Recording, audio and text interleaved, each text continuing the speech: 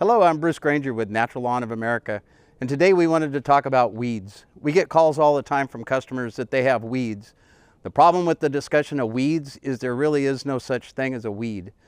There's individual types of plants, but a weed is just a broad category definition of something growing out of place.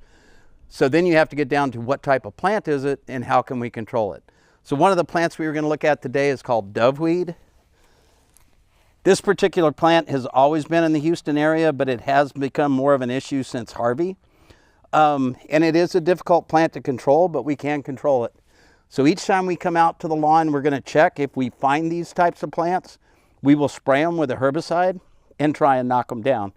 But you can see these are the seeds, and they are a prolific seeder. So this is just going to cause problems for next year because those seeds are going to want to grow. So that's one of the plants we deal with in the Houston area. Another one is Virginia buttonweed. This plant typically you don't realize you have in your lawn until it starts to flower. And as soon as it flowers, the phone rings and it's like, I got weeds. Well, it's probably been there for a while, but now it's noticeable because it's flowering. But this is a plant that we also can control. And when we come out, if we find it, we're going to spray it and knock it down. But you can see again, with all these plants, they seed.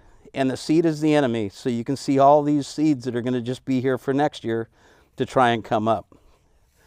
Then along the lines of weeds, you have grasses.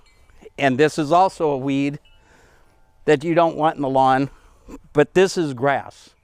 And the problem with grass is from a chemical standpoint, the only thing that's going to kill this plant is going to kill my Bermuda lawn.